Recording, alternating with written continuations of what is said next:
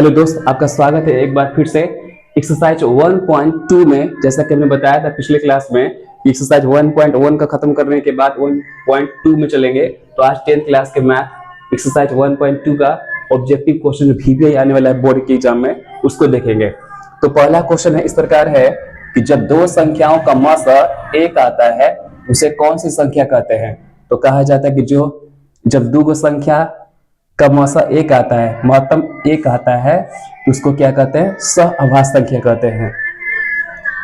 दूसरा क्वेश्चन है कि पहली संख्या और दूसरी संख्या बराबर लसा गुने, इसके जगह पर क्या भराएगा जिससे पूरा फॉर्मूला पूरा हो जाएगा।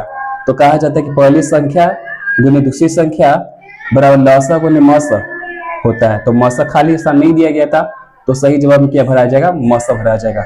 तीसरा क्वेश्चन फ्रॉम दिस लेसन, लसा गुने मौसा अगर आ जाए और बगल में बराबर के चिन्ह दे दे, पता नहीं क्या हो रहेगा दूसरी संख्या, तो इसी फॉर्मूला को थोड़ा उलट के बताया गया है।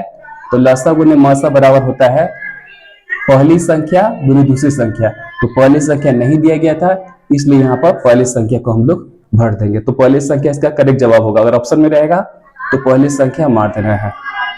ये चौथा सवाल है, पहले ही खाली जगह है और दे दिया लसा गुने मौसा बटा पहली संख्या। तो जाहिर सी बात है इसी के कॉम्बिनेशन में देखा जाए तो कौन चीज गायब है? तो दूसरी संख्या गायब है, नहीं है, यानी इसका सही जवाब क्या हो जाएगा? दूसरी संख्या हो जाएगा। तो इस तरह से VBI क्वेश्चन के 4 क्वेश्चन हमने पूरा किया। इसके 5वां सवाल है कि वह संख्या जो एक या स्वयं से विभाजित होता है उसे कौन सी संख्या कहते हैं? तो उसे कहा जाता है अभाज्य संख्या। यानी एक से कटे चाहे तो स्वयं से कटे, वह संख्या क्या कहलाती है? अभाज्य संख्या कहलाती है। और यहाँ पर 6 इस तरह का लेसन में आने वाला है। एक्सरसाइज 1.2 में जैसे हम प्रारंभ करेंगे लेसन में तो वहां शुरू होगा, तो इस तरह से अभाज्य गुणनखंड निकालने के लिए भी आएगा क्वेश्चन। तो इसमें से हमने पहले लिया है 10 से 24 का अभाज्य गुणनखंड क्या होगा। जब 10 से 24 को आप तोड़ेंगे तो 2 के फॉर्म में टूटेगा और 2 के पावर 10 के रूप में टूटेगा ये। तो इस प्रकार लिखा जाए तो 10 से 24 का अभाज्य गुणनखंड क्या होता है? 2 के पावर 10 होता है। नंबर 7, 20 एवं 40 का लसा एवं मौसा क्या होगा।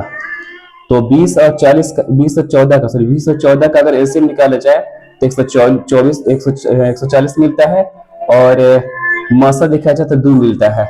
इस तरह से 20 और 14 का लसा और मौसा आप निकालेंगे तो आपको प्राप्त होगा 140 और 2। और अगर इस तरह से क्वेश्चन आता है ऑब्जेक्टिव में, देख के आप आराम से टिक कर सकते हैं। नंबर 8 चला जाए तो x² एवं x की पावर q y की पावर 2 का HCF क्या होगा।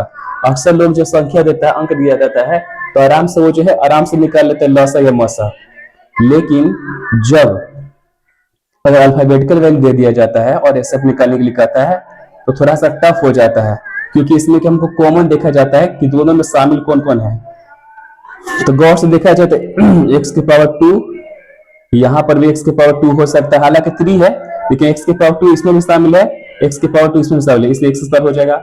y इसमें भी शामिल है, इसमें भी शामिल है, लेकिन 2 है तो कम है जो दोनों में शामिल हो सकता है, इसलिए इसका सही जवाब क्या हो जाएगा? x² y हो जाएगा।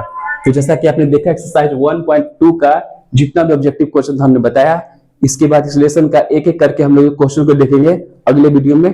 तब तक के लिए जय हिंद।